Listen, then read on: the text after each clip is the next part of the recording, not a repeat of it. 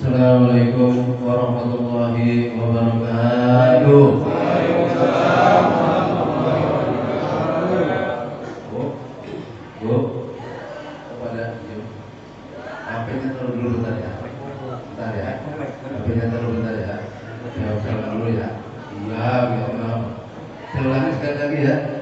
Assalamualaikum warahmatullahi wabarakatuh.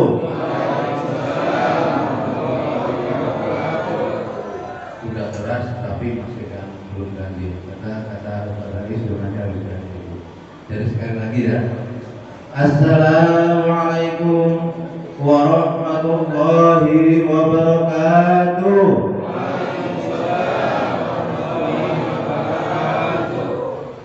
Terima kasih Bapak Ibu sekalian. Bismillahirrahmanirrahim. Alhamdulillahirabbil alamin. Wa bihi nasta'inu ala umurid dunya waddin. Wassalatu wassalamu ala asrofil anbiya'i wal mursalin Sayyidina wa maulana Muhammadin wa ala alihi wa sahbihi ajma'in.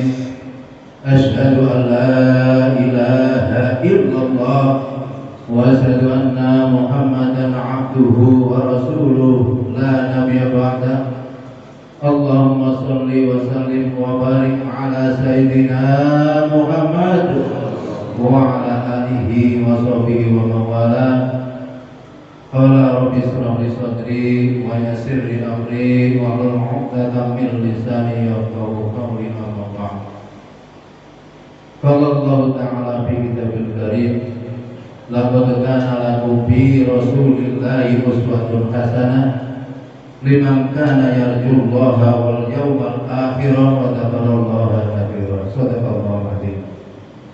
Pertama, marilah sama-sama senantiasa kita memanjatkan puji syukur kehadirat Allah Subhanahu wa taala yang mana sampai saat ini kita masih berikan kenikmatan, terutama nikmat iman, nikmat Islam serta nikmat kesehatan, sehingga kita masih bisa sama-sama berkumpul di Mushola Al-Kautsar dalam rangka memperingati Maulid Nabi besar Muhammad sallallahu alaihi wasallam tahun 1442 Hijriah. Tahun berapa, Bu? Kadang-kadang lupa kalau suruh nyebut tahun orang sebelah, hafal banget. Tahun kita sering lupa, Ibu. Ya, Bu? Bu? Selanjutnya saya di sini tadi kata Pak Wahyu selaku pembawa acara suruh berbicara atau suruh ngomong atas nama ketua panitia. Untuk itu saya mengucapkan terima kasih dan hormat saya yang pertama kepada penceramah kita pada malam hari ini, yaitu Ainul Kiram yang kami muliakan, yang dihormati bersama guru kita Dr. Thohir Wijaya yang telah hadir di tengah-tengah kita, yang kami hormati pula orang tua kita bersama Ketua DKM Masjid Jami' Nurul Hidayah yaitu Bapak Haji Nur Hidayat, Ketua DKM Mushola At-Taqwa Bapak Haji Bukit, dan tak lupa anggota BPD kita yaitu Bapak Samsudin. Terima kasih Pak telah hadir, dan bapak-bapak, ibu-ibu yang tidak bisa saya sebutkan satu persatu, tapi insya Allah tidak mengurangi hormat saya kepada beliau semua. Dan yang paling spesial kepada Ustaz Anies yang telah membimbing anak-anaknya, putra-putrinya, tentunya putra-putri yang ada di masjid, ya. Begitu baiknya ya Pak ya, setelah sama-sama kita dengar, inilah generasi yang di depan nanti mudah-mudahan akan bisa berjalan lebih baik lagi nantinya. Karena kami selaku orang tua, udah tua belum Bu ya? Udah tua belum? Belum. Alhamdulillah. Sangat bangga sekali kepada anak-anak. Tadi kita dengarkan begitu sahdunya, begitu merdunya apa yang telah dilakukan semua. Kami ucapkan banyak-banyak terima kasih. Dan tak lupa pula kepada ibu-ibu, khususnya ibu-ibu RT 05 dan umumnya ibu-ibu RT yang ada di sekitar RT 05 yang telah bersusah payah dari pagi bahkan dari kemarin sampai semalam banyak yang tidur demi lancarnya acara pada malam hari ini. Tapi alhamdulillah Bu, yang hadir begitu banyak, jadi perjuangan ibu tidak sia-sia dan mudah-mudahan dapat imbalan pahala dari Allah Subhanahu wa taala. Kepada bapak-bapaknya juga saya ucapkan terima kasih karena atas partisipasi Bapak semua sehingga acara ini bisa berlangsung dengan sukses walaupun belum selesai. Tapi insya Allah dari awal sampai akhir sukses ya Pak RT ya. Pak RT juga saya ucapkan terima kasih telah menggerakkan keluarganya sehingga bisa terlaksana acara ini. Karena acara ini memang sudah kita rencanakan dari minggu kemarin, tapi actionnya baru 2 hari ya Pak Parman ya, 2 hari. Tapi alhamdulillah karena ini acara tujuan kita baik, memperingati junjungan kita Nabi besar Muhammad SAW, sehingga alhamdulillah wa syukurillah begitu gampangnya kita mengkoordinir orang, kita mencari dana, kita mencari konsumsi begitu gampang. Yang kita perkirakan tadinya dapat 1, ternyata dapatnya 2. Alhamdulillah. Mudah-mudahan apa yang telah ibu bapak berikan kepada Mushola Al-Kautsar nanti dihitung pahala oleh Allah Subhanahu Wa Taala. Saya yakin akan dilipat gandakan, Bu. Itulah harta atau mungkin uang kita yang kita serahkan ke mushola untuk acara ini yang akan kembali ke kita nanti. Kalau yang untuk kita senang-senang, kita jalan-jalan ke mall, untuk kita beli makan, insya Allah nggak akan kembali, Bu. Tapi kembalinya udah hilang, kelihatan. Tapi yang disumbangkan ke mushola, insya Allah sangat bermanfaat. Sehingga acara-acara yang begini, kami selaku orang tua di mushola sangat mengharapkan untuk kelanjutannya ke depan kita tetap melaksanakan, karena memang dulu sering kita laksanakan, namun beberapa tahun ini kita vakum ya. Tapi kemarin atas ide atau inisiatif dari kawan-kawan semua sehingga bisa terlaksana acara ini dengan begitu meriahnya. Pak, dikasih waktu. Baik, jadi kata Mbak acara 2 menit lagi aja, panjang-panjang. Nanti yang lain juga bagian. Biasanya kalau sudah pegang ini lupa, ngomongnya suka mengatur. Kalau makin banyak ngomong, insya Allah banyak salahnya, makanya takut. Jadi mudah-mudahan itu yang bisa saya sampaikan kepada Bapak Ibu sekalian. Yang pertama, tadi saya ulangi mengucapkan terima kasih atas kehadiran Ibu Bapak semua. Yang kedua juga mengucapkan terima kasih kepada rekan-rekan wabil khusus pengurus mushola dan umumnya warga RT 05 yang telah bahu-membahu demi terlaksananya acara ini. Alhamdulillah acara ini bisa berjalan dengan lancar. Amin, amin ya robbal alamin. Demikian dari saya, kurangnya mohon dimaafkan, maaf yang seluas-luasnya. Akhirul kalam, billahi taufiq wal hidayah. Waalaikumsalam warahmatullahi wabarakatuh. Ademnya kalau kita mendengar penyampaian kata-kata dari Ustadz kita semua, yaitu Bapak Ustadz Salim Raharjo. Baiklah Bapak-bapak, Ibu-ibu, hadirin sekalian, marilah kita menyimak, mendengarkan bersama, yaitu sambutan kedua, sambutan terakhir, sambutan inti juga, yaitu sambutan dari Ketua DKM Masjid Jami Nurul Hidayah kepada Bapak Dr. Kiai Haji Jun Hidayat. Kami persilakan. Allahumma shalli ala Muhammad.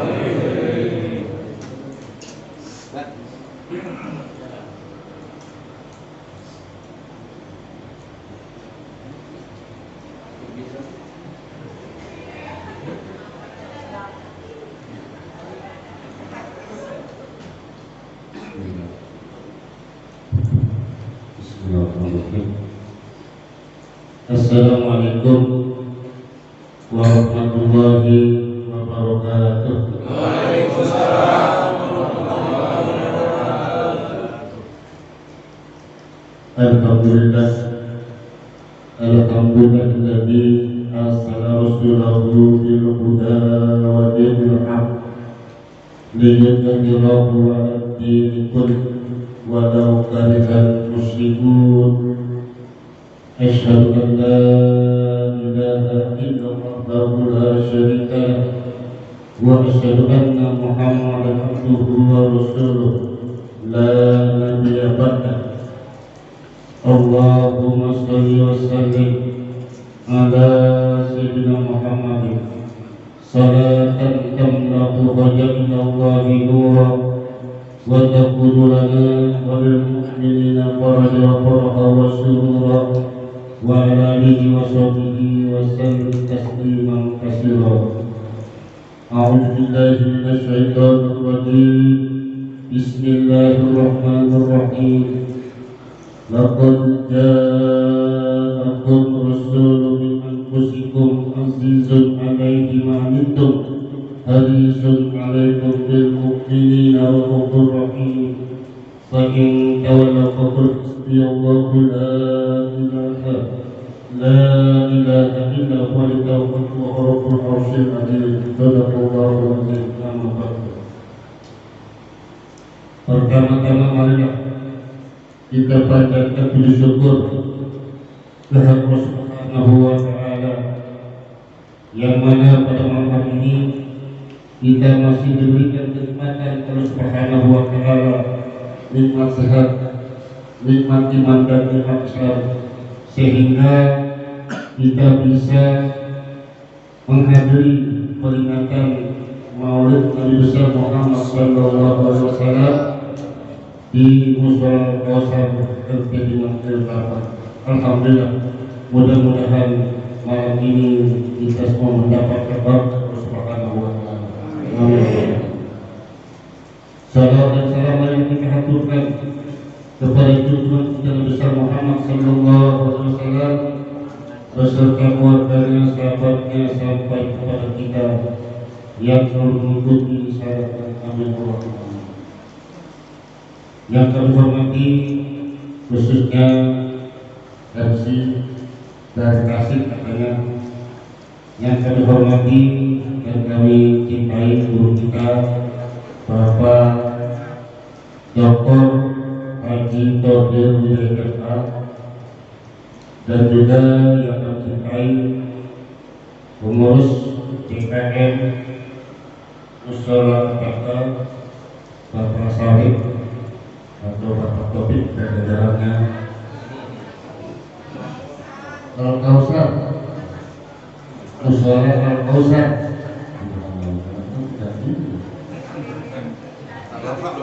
aku ada ini di lupa mulu.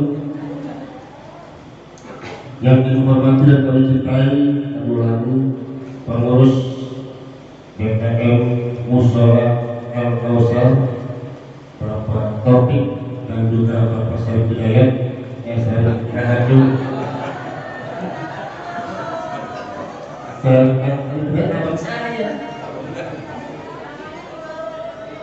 Sudah boleh apa Bu? Syarif Hidayat sama. Saya Rahayu dan jajarannya, dan juga para pengurus BKM Mushola Bapak Haji Mukid, serta Pak Ketua RT, Pak Ketua RW 8 hadir, Bapak RW dinas kami yang kami hormati dan kami banggakan. Kami selalu hadir nih, Ketua BPT wakil dari Guru Indonesia. Alhamdulillah beliau selalu hadir tiap kegiatan berbau-bau agama Islam. Alhamdulillah, mudah-mudahan pasar sehat, amin. Ibu-ibu jamaah Masjid Hidayat dan juga warga RT 5 serta lingkungannya, yang mudah-mudahan semuanya diberkahi Subhanahu wa Ta'ala. Bapak-bapak, ibu-ibu yang Allah Subhanahu wa Ta'ala, alhamdulillah kami atas nama pengurus PKL perlu berbangga karena di bulan Maulid ini banyak kegiatan-kegiatan acara yang berbau Islam, yang berbau agama Islam, yaitu PHBI. Artinya saya pribadi hampir sebulan 30 hari, paling yang ikut hadir cuma 12 hari saya ikut pengajian.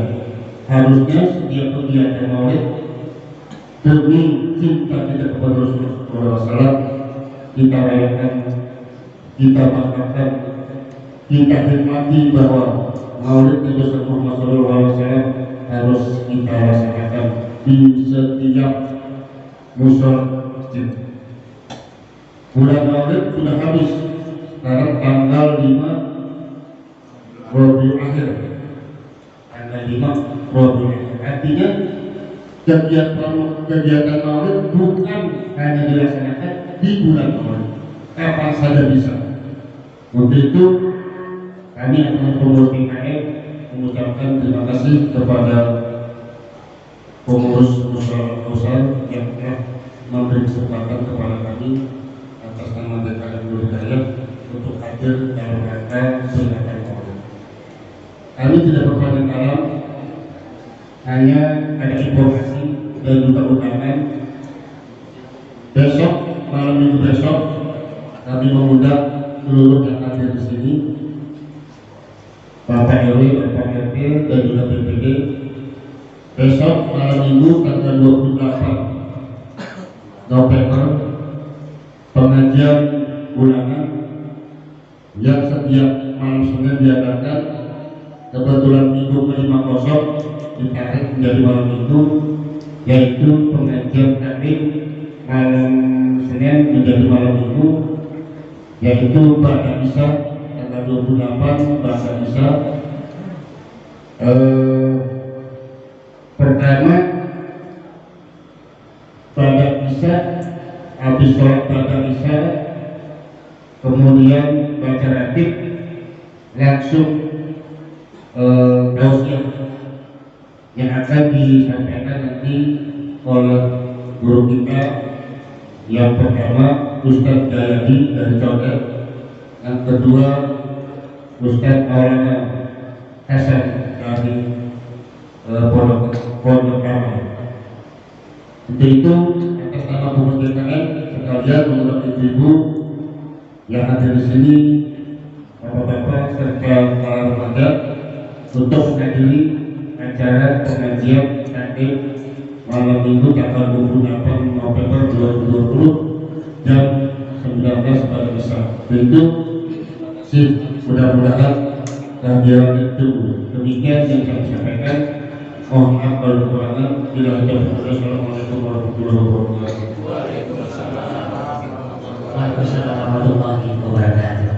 Alhamdulillah, kami ucapkan terima kasih kepada Bapak Kiai Haji Nur Hidayat yang sudah menyampaikan sambutannya sekaligus menyampaikan undangan kepada kita semua untuk mengikuti pengajian kita. Baiklah, ada titipan dari karena acara selanjutnya adalah tausiah, tapi katanya sebelum tausiah dari tim Hadroh Risma Nur Hidayat akan menyampaikan satu lagu lagi. Tadi katanya ada 2 lagu, tapi 2 lagu, kalau 2 lagu nanti waktunya sekarang di jam yang nanti dalam musyawar ini sudah 9:37. Khawatir nanti terlalu malam. Jadi kami mohonkan kepada tim Hadroh untuk menyampaikan 1 lagu, dan sebagai penggantinya nanti kita ganti dengan kuis, ya, dengan kuis dibawa pulang oleh-olehnya. Baiklah, bapak-bapak dan ibu-ibu sekalian, baiklah kita sambut saja. Inilah dia tim Hadroh dari Risma Nur Hidayat. Kami berserah. Sallu ala Nabi Muhammad.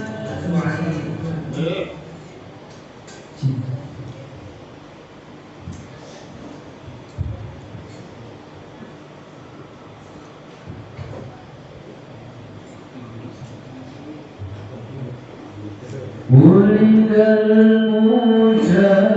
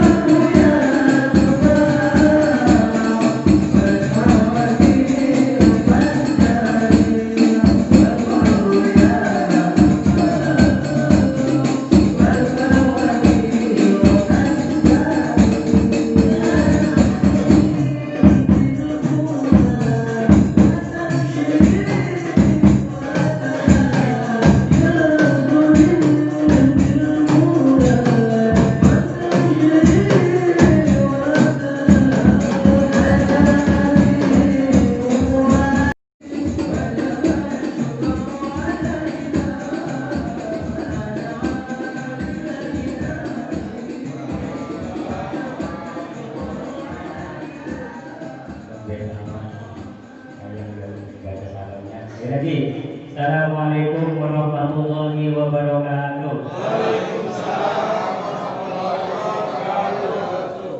Alhamdulillah, wassalatu wassalamu ala Rasulillah Muhammad ibn Abdillah wa ala alihi wa sahbihi wa mawala.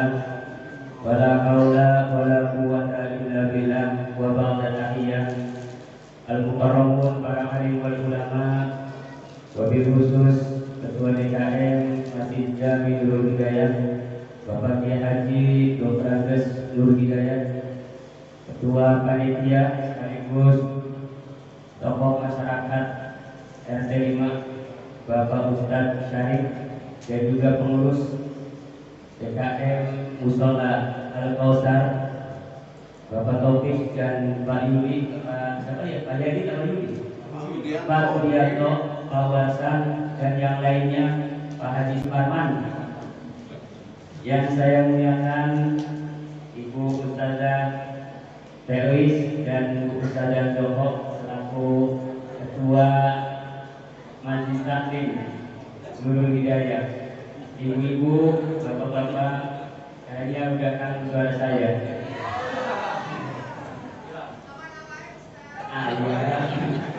Menjadi tahanus, kan nanti juga kan pernah tahanus ya, jadi wajar kalau saya tahanus. Saya langsung aja, saya tadi ngomong sama Pak Sarif, paling setengah jam Pak Sarif saya. Kata Pak Sarif, jangan, paling enggak sampai jam 1. Bapak dan saudara sekalian, Sirah Nabawiyah itu merupakan sebuah mukjizat, sebagaimana apa yang dikatakan oleh Ibnu Hazm dalam kitabnya. Kenapa Sirah Nabawiyah itu adalah sebuah mukjizat?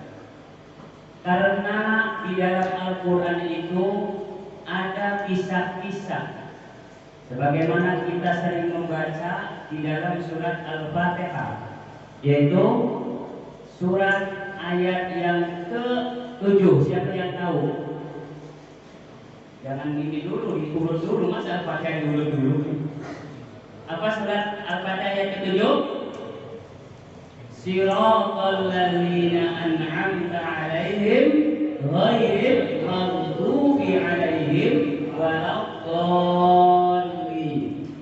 Itu membuktikan bahwa Sirah Nabawiyah, sejarah Nabi itu adalah sebuah mukjizat. Bagaimana caranya Sirah Nabawiyah itu bisa teraplikasikan, bisa sampai kepada kita? Maka menurut Muhammad bin Alawi Al-Maliki, itu adalah dengan cara kita menghadiri pengajian dan Maulid Nabi Muhammad SAW. Saya tanya ibu-ibu, tadi Maulid bacanya apa? Pak, tadi di Maulid baca apa? Al-Barjanji. Kemudian apa lagi? Ada lagi Sumsudoro, ada lagi At-Tiba, ada lagi Syaraful Anam. Dengan itulah maka mukjizat Sirah Nabawiyah itu bisa kita ketahui dengan adanya Sirah Nabawiyah. Kalau kita tidak tahu, tidak hadir di majelis taklim, tidak hadir di pengajian Maulid Nabi, saya yakin kita kadang tidak tahu. Bahkan kadang-kadang kita hadir pun kita tidak tahu artinya. Betul tidak? Paham tidak? Gak paham kan?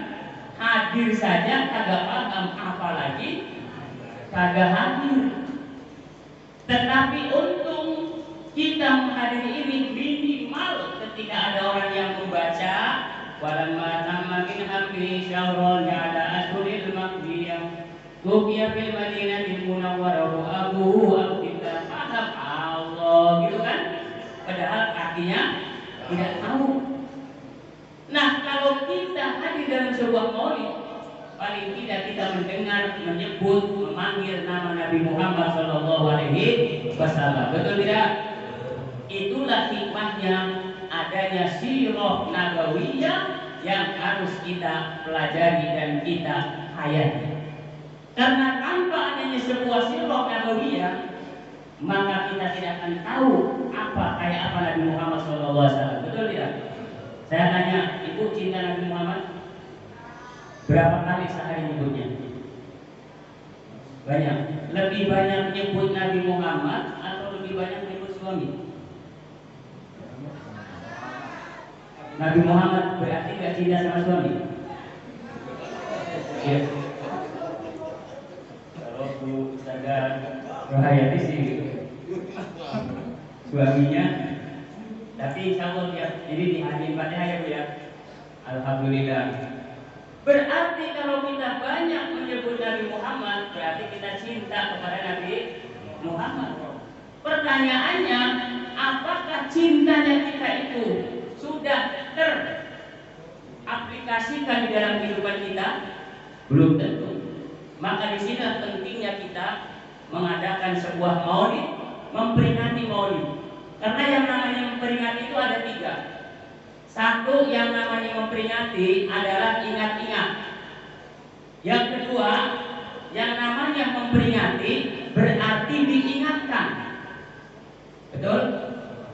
Yang ketiga, yang namanya memperingati berarti kita ini memiliki ingatan. Ulangi lagi. Memperingati itu berarti kita mengingat-ingat.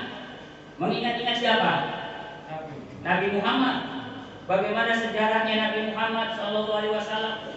Beliau dalam keadaan dakwah selalu beliau ditekan, bahkan akan dibunuh. Nabi Muhammad tidak melawan. Karena yang namanya hidup itu Bu ya, pasti banyak rintangan, betul tidak? Banyak cobaan, betul? Tapi kita dalam hidup itu, ya maaf nih, prinsipnya seperti rumput. Bapak Ibu tahu rumput nggak? Rumput itu Bu, rumput enggak ditanam muncul, betul nggak? Enggak ditanam muncul. Ditanam, dibabatin, tumbuh lagi, betul nggak? Pernah nggak ada rumput dibabat nggak tumbuh lagi? Bapak punya karang, punya kebun, ada rumputnya, dibabat, rumputnya tumbuh lagi nggak? Tumbuh lagi. Udah tumbuh lagi, dipakai blok bata, di blok bata ada selang sedikit di blok bata itu rumput tumbuh tidak? Bahkan kadang-kadang maaf sudah disemen saja, sebelahnya masih ada sedikit, itu rumput bisa tumbuh. Betul? Artinya apa? Seorang yang hidup seperti rumput, dia tidak ditanam tapi dia tumbuh.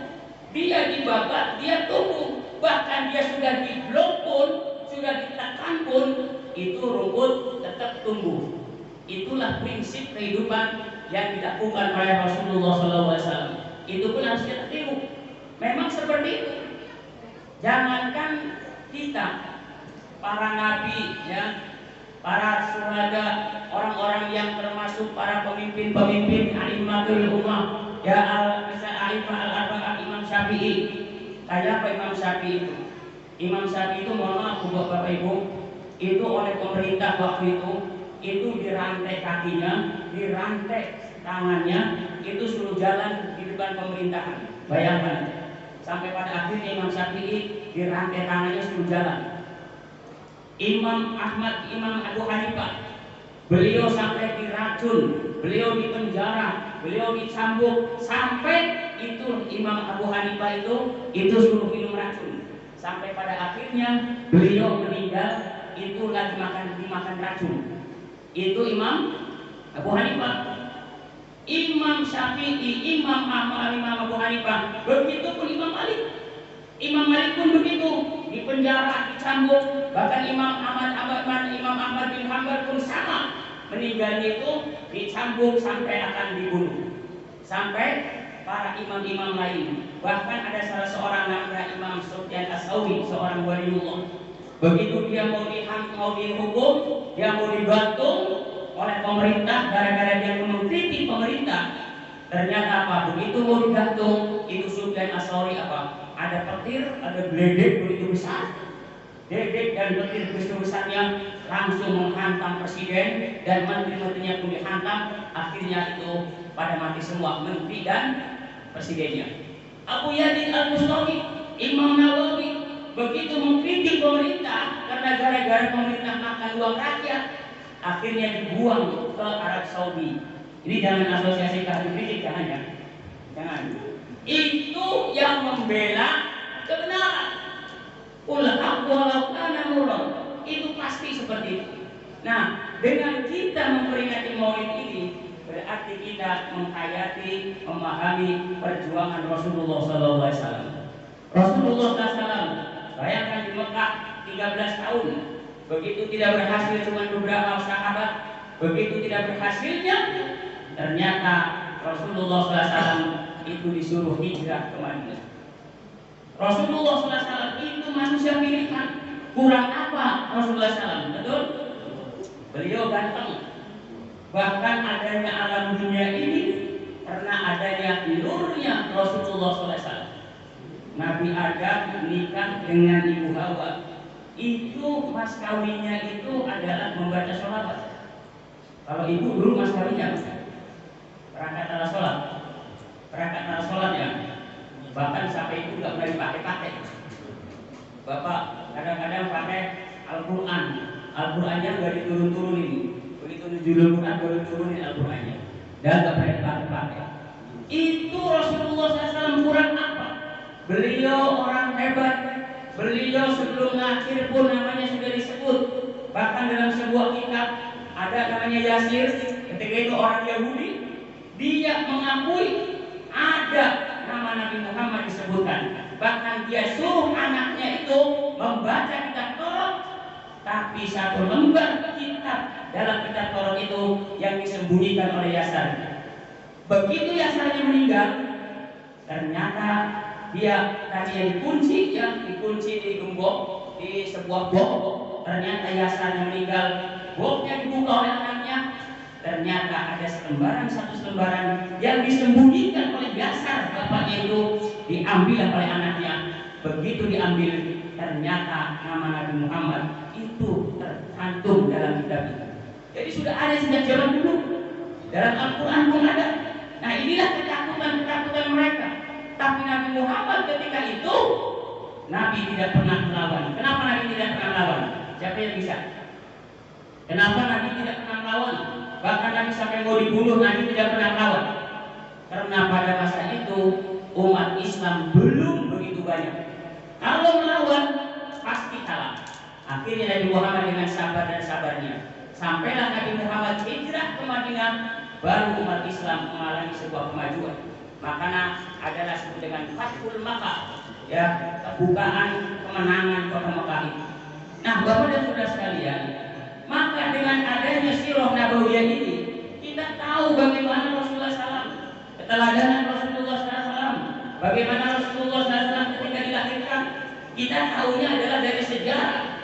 Nabi Muhammad SAW ketika beliau dilahirkan, itu Nabi Muhammad itu sudah dihitan, maktunan, mukahhalan, itu sudah dihitan semua. Sudah celak, ada celaknya. Tahu celaknya Bu ya? Bu, tahu celak Bu? Ada celaknya itu begitu lahir sudah dihitan. Makanya orang-orang Arab itu sampai sekarang itu sudah masih kecil pun dihitan itu. Kenapa? Berprinsip kalau dari kecil itu dirawat, insya Allah hasilnya akan bagus. Betul gak Bu? Ibu punya tanaman, dirawat terus, kira-kira buahnya bagus gak? Gede gak Pak buahnya Pak? Gede kan? Itu pun kalau dirawat terus insya Allah buahnya gede. Buahnya gede. Nah itu Rasulullah SAW dari mulai kecil pun sudah ada benih-benihnya. Bahkan Rasulullah SAW, subhanallah, kuasa Allah Subhanahu Wa Taala, maaf, keringatnya aja itu baru bau minyak kasturi. Kayaknya kalau punya suami yang keringatnya baru minyak kasturi, yakin ibu awet kulitnya, nggak pernah beli minyak. Bener gak Bu? Awet, nggak bakalan di parfum, nggak bakalan. Ya. Suruh ini aja, suruh nyangkul terus, tiketnya keluar, badain. Bahkan mungkin bisa dijual ya Bu ya. Itu Rasulullah SAW, subhanallah, masya Allah. Itu sudah begitu pun masya Allah sampai apa? sampai masih dihina, mau dibunuh, sampai diasingkan. Bahkan Rasulullah SAW sampai orang-orang kafir ketika itu menyekat Rasulullah SAW, ingin membunuh Rasulullah SAW. Sampai pada akhirnya Rasul hijrah dari Mekah ke Madinah. Udah di Madinah, ternyata Rasulullah SAW pun disambut. Rasulullah SAW pernah berdakwah dalam salah satu daerah yang disebut dengan Taif. Ibu tahu Taif, Bu? Bapak tahu Taif berapa? 8 daya dari situ lah kira-kira ya. Itu di Taif, begitu di Taif Rasulullah SAW apa? Dilemparin hatta humiban na'nahu bitima, sampai itu Rasul sendalnya itu bercucuran darah. Kenapa sekian begitu? Rasul melawan enggak, Bu? Melawan enggak? Bu, Rasul melawan enggak ketika dakwah di Taif? Kagak. Kenapa kagak? Ini kan maulid nih, sering tiap tahun maulid. Saya ingin tahu aja, kenapa ketika itu Rasul diam tidak mau melawan? Umatnya sedikit. Ada lagi yang jawab? Belum tahu baru Rasul. Gak tahu. Karena pada masa itu gubernur Taif ya, dia menjadi provokator. Menjadi apa, Bu? Provokator. Dia tahu bahwa di Mekah itu ada seorang nabi dan namanya itu Muhammad. Dia memberantas kedoliman-kedoliman. Dia mengajarkan visi-misinya adalah monoteis, tauhid. Itulah Muhammad. Kalau nanti dia datang ke Taif, usir dia. Jadi diprovokasi orang-orang itu oleh gubernur. Jadi ada orang yang tugasnya memprovokasi. Ada orang kebenaran diprovokasi, ada tuh. Ya. Tapi insya Allah kalau di Puri nggak ada. Nggak, kalau di Puri nggak ya. Nggak tahu nggak beda atau apa, nggak tahu saya. Itu sampai diprovokasi masyarakat Taif ketika itu. Sampai pada akhirnya masyarakat Taif mengusir Nabi karena diprovokasi oleh gubernur Taif pada masa itu. Nabi pulang hatta gulibat nahlahu bitima, sampai konon sendalnya itu bercucuran darah.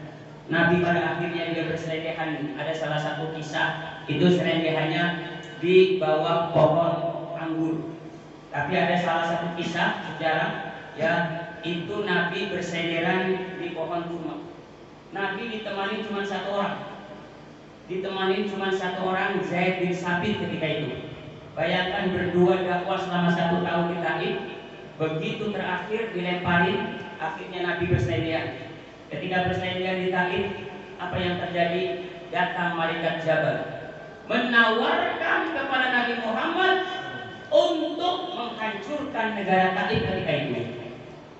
Apa yang terjadi?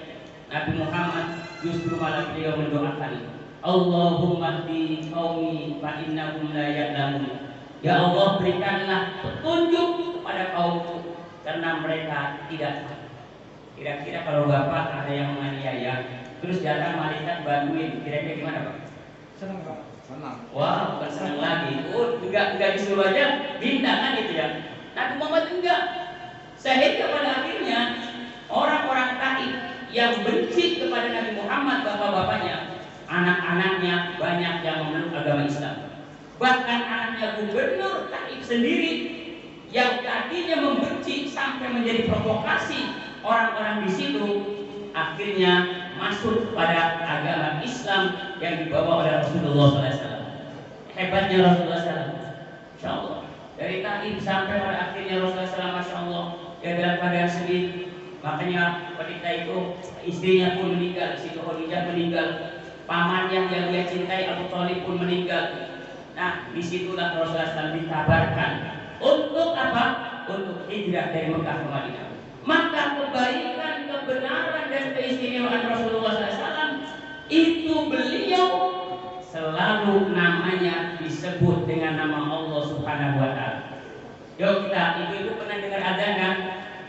Bapak-bapak dengar adzan? Disebut nggak nama Nabi Muhammad?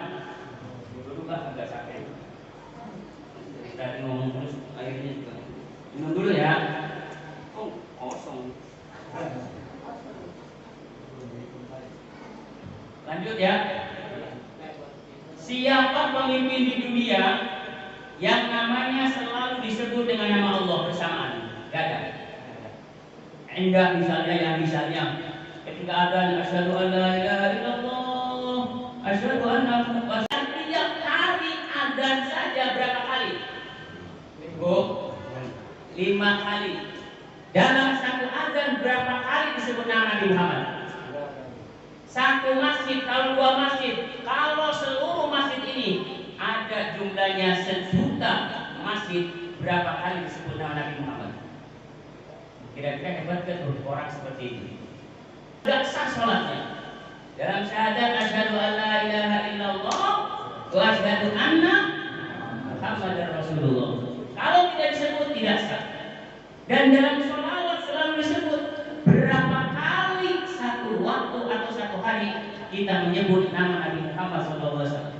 Kira-kira kalau orang disebut terus jadi itu bagus gak sih? Bagus gak kayak orang disebut terus? Minimal ibu ya, walaupun cintanya sama suami berlebih-lebih, saya yakin gak pernah disebut dalam sholat. Misalnya asyhadu an la ilaha illallah wa asyhadu anna Fakariyallah, misalnya gak mungkin disebut-sebut ya. Itulah kehebatan Rasulullah SAW. Masya Allah, dalam sholat orang kadang meninggal tahlil disebut nama Nabi Muhammad, orang nikah disebut nama Nabi Muhammad, disebut kadang-kadang orang lagi sunatan disebut nama Nabi Muhammad, ya kan? Bahkan kalau orang tahlilan tidak dibaca sallallahu alaihi Muhammad, gak bakal pulang-pulang, ya kan? Ya, gak bakal pulang-pulang itu. Sallallahu alaihi Muhammad baru itu berkaca dibawain semua kan? Ya, itu artinya apa? Nabi Muhammad selalu disebut dimanapun berada. Bahkan ada yang pahalanya bagus tidak perlu bayar, ya, nama Nabi Muhammad disebut. Subhanallah, gak ada nama lain yang selalu disebut. Makanya Al-Quran ketika Allah Subhanahu Wa Taala memanggil para nabi, nabinya disebut. Ya Musa dipanggil, ya Nuh qad jadaltana fa'aksarta jidalana, ya Adam uskun anta wa zawjukal jannah, disebut namanya Adam. Nabi Nuh disebut, Nabi Musa wa idh qultum ya Musa lan nasbiru ala ta'amin wahid, disebut ya Daud ya Idris, disebut ya Isa, disebut. Tetapi ketika Allah menyebut nama Nabi Muhammad, itu tidak disebutkan ya Muhammadu, tidak pernah. Yang disebut apa? Gelarnya, statusnya, jabatannya.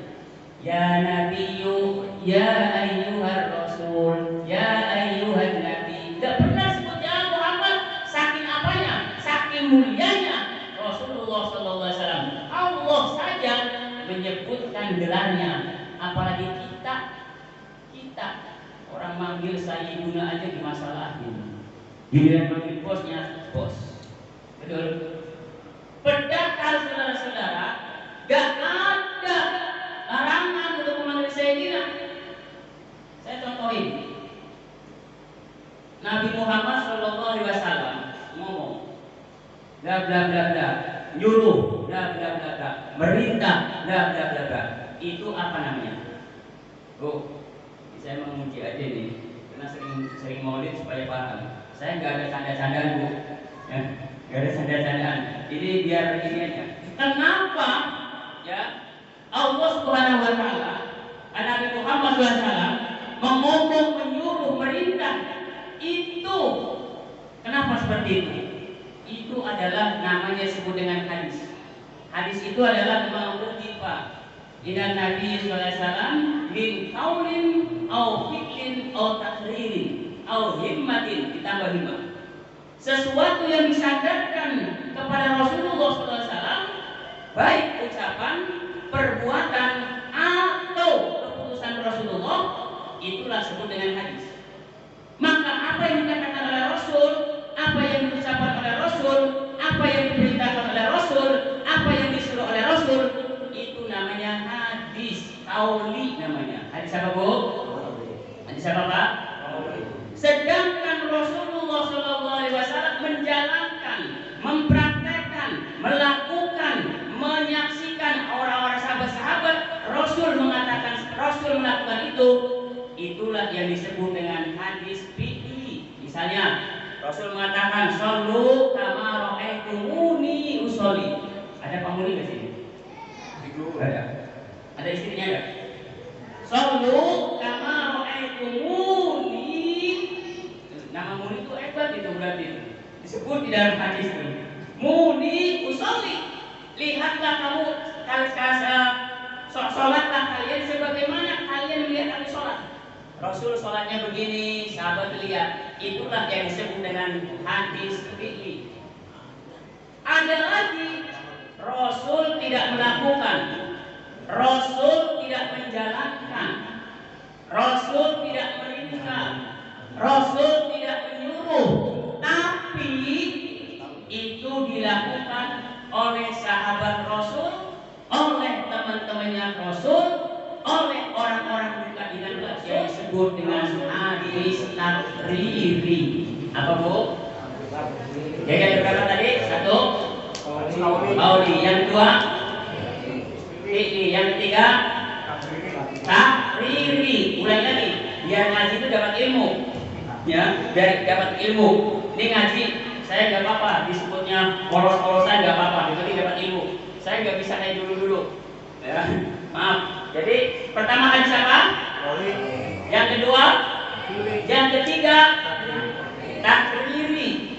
Artinya apa? Orang yang melakukan, orang yang melaksanakan, Nabi diem, Nabi memuji, Nabi menghargai, itulah namanya sunnah takriri. Kira-kira saya tanya bapak-bapak ibu, ini kita lagi ngagungkan Rasul nih, lagi sama-sama, ya. Kira-kira Rasul tahu nggak? Bu, Rasul tahu nggak? Rasul tahu nggak Pak? Saya yakin ketika nama Rasul disebut, Rasul datang. Kalau Rasul datang kita mengagungkan beliau, kira-kira Rasul senang atau marah? Senang. Senangnya Rasul kita hadir dalam pengajian ini, dalam maulid ini, itulah sebut dengan takriri. Contoh, ada salah seorang yang bernama Ka'ab bin Zuhair bin Abi Sulma. Beliau adalah seorang penjaga pada abad sebelum Hijriah. Ka'ab bin Zuhair bin Abi Sulma itu seorang ahli sastrawan Arab. Beliau memuji Rasul dengan habis-habisnya, memuji Rasul, menyenangkan Rasul sampai senangnya Rasulullah SAW. Begitu selesai Ka'ab memuji Rasul, apa yang terjadi? Rasul ngasih selendang. Rasul ngasih apa? Rasul ngasih selendang ke Ka'ab bin Zuhair bin Abi Sulma. Selendangnya dikasihkan dari Rasul ke Ka'ab sambil Rasul mengatakan, ini hadiah ini hadiahku. Selendang itu dalam bahasa Arab disebut dengan burda. Apa Bu? Selendang yang dari Rasul, yang selendangnya lirik-lirik, itu namanya sebutnya burda. Kalau selendangnya polos, itu batoin namanya. Apa Bu?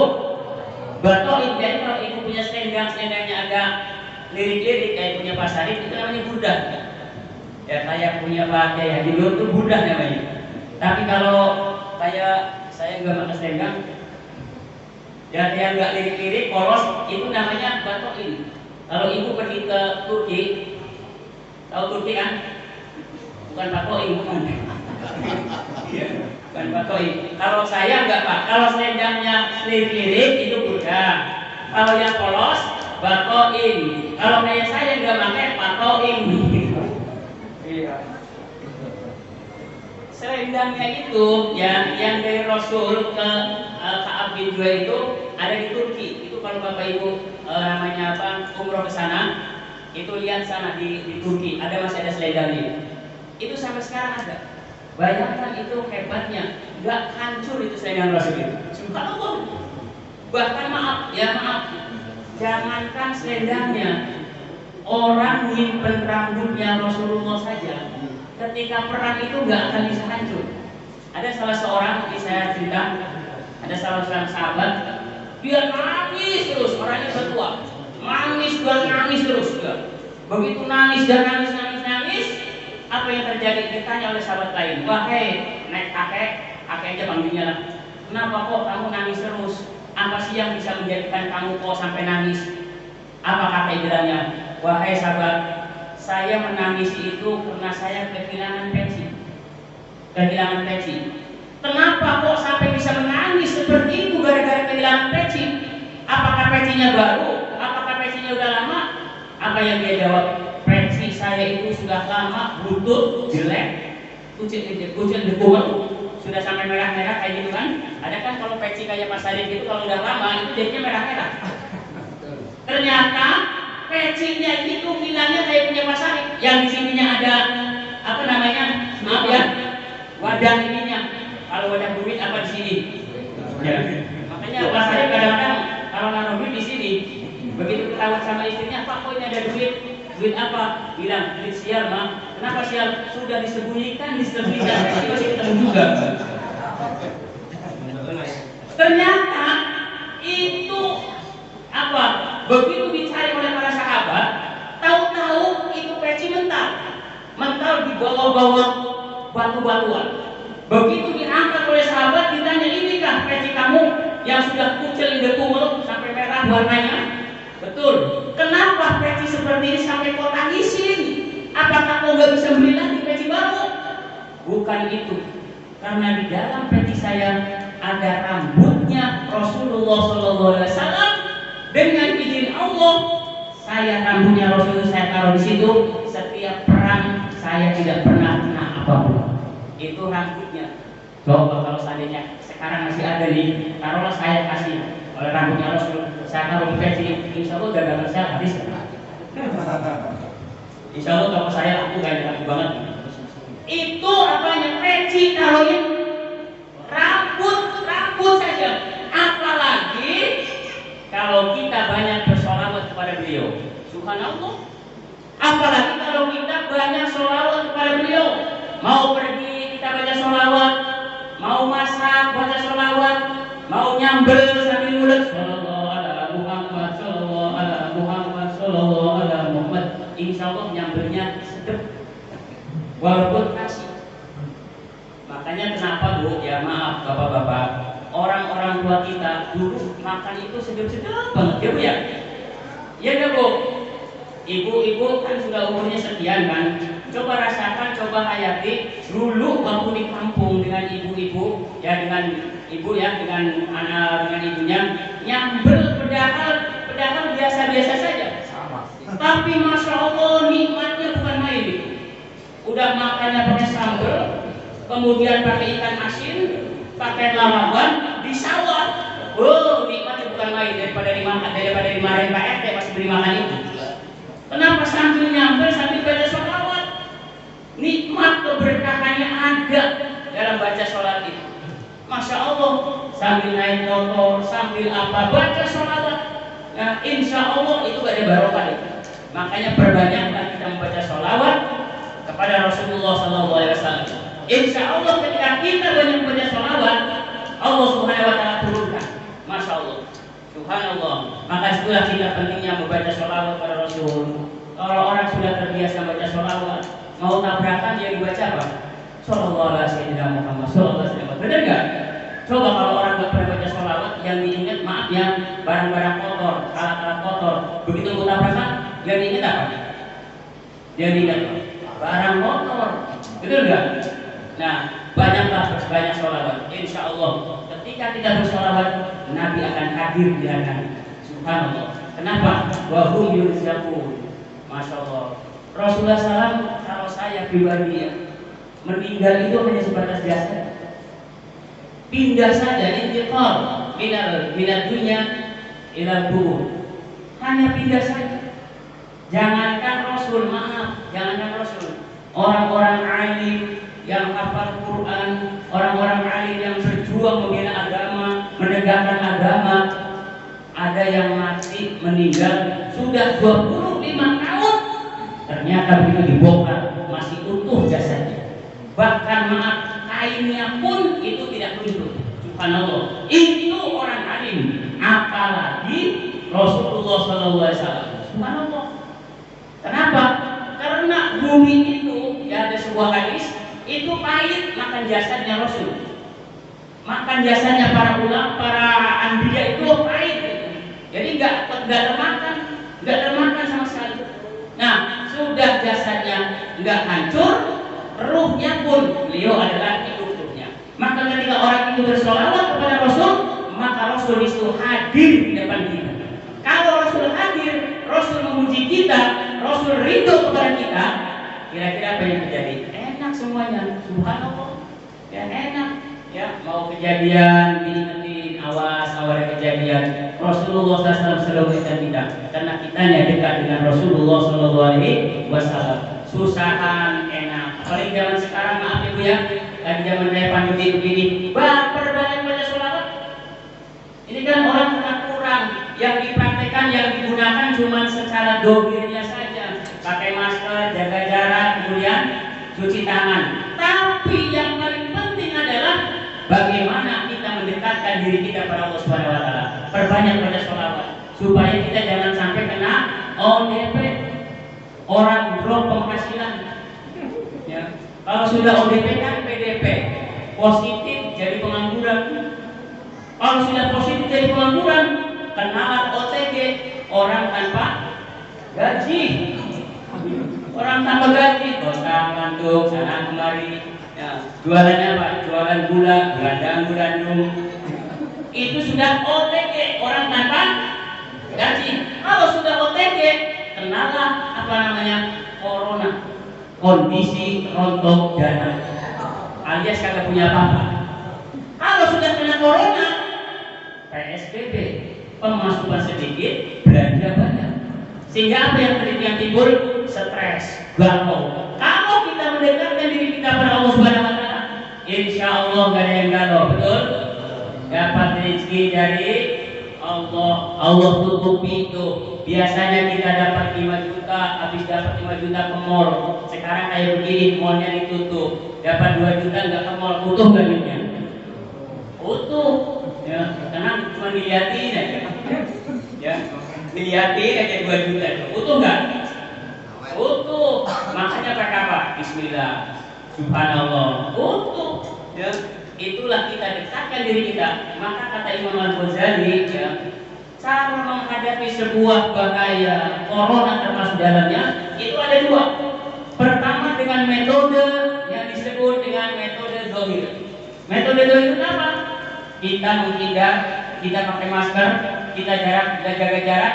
Yang kedua adalah dengan metode batin. Metode batin itulah adalah dengan kita mendekatkan diri kita kepada Allah Subhanahu wa taala. Kita banyak istighfar.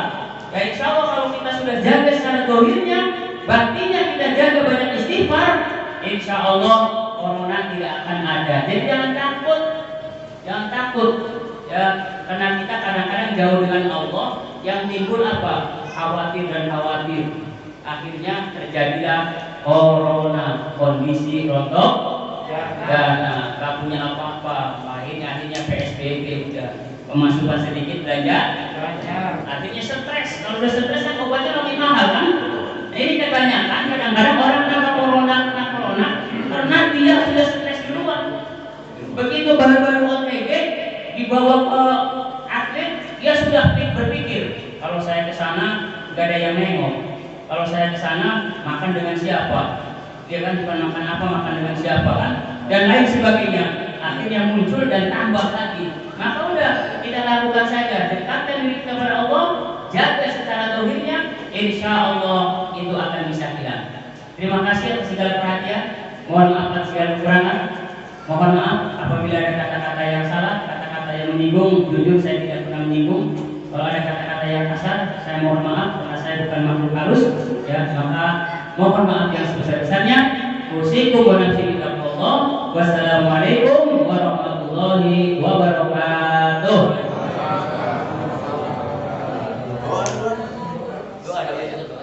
Bismillahirrahmanirrahim. Allahumma shalli wa sallim wa barik ala sayyidina Muhammad hamdan syakirin hamdan na'imin hamdan liman ni'ma wa kafi mazidah.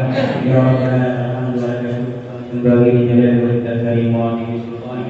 Allahumma fa'alna bima 'allamtana wa qul 'allimna alladhi yanfa'una rabbi faqina wa faqina lana wa qarrabatina fi dinina. Rabbana hab lana min azwajina wa dhurriyyatina qurrata a'yun waj'alna lil muttaqina imama. Allahumma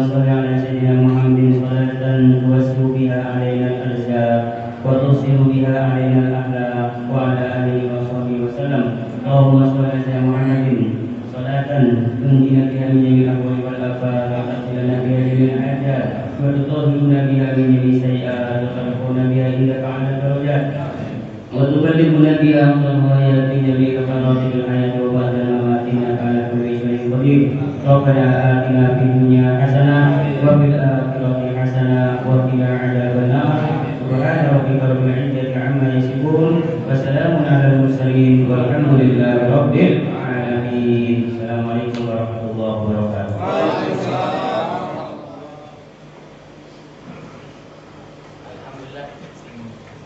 Alhamdulillah, luar biasa kalau kita menyimak apa yang sudah disampaikan oleh Bapak Ustaz Thohir, betapa beliau ilmunya sangat tinggi, betapa ilmu kita rendah, dan ini benar-benar menjadi satu motivasi kepada kita untuk selalu menimba ilmu, bertolak ilmu. Kenapa? Karena Allah juga sudah menjadikan kepada kita semua, barang siapa di antara kalian yang beriman dan berilmu pengetahuan maka akan dinaikkan derajatnya sampai beberapa derajat. Mudah-mudahan hari ini kita akan bisa ulang orang yang menimba ilmu pengetahuan dan tercatat sebagai suatu amal kebaikan. Luar biasa kalau kita telah beliau itu hebat. Saya kadang-kadang suka berpikir, Pak Thohir, oh sama dengan saya, sama-sama sebagai tukang dosen, motivator sama-sama sebagai motivator. Beliau ceramah di mana-mana, saya enggak. Padahal saya ini ketua DPR sudah 3 tahun ini. Aneh. Kalau saya teliti, berarti satu perbedaannya beliau S3, saya S2. Artinya ilmu ini memang penting.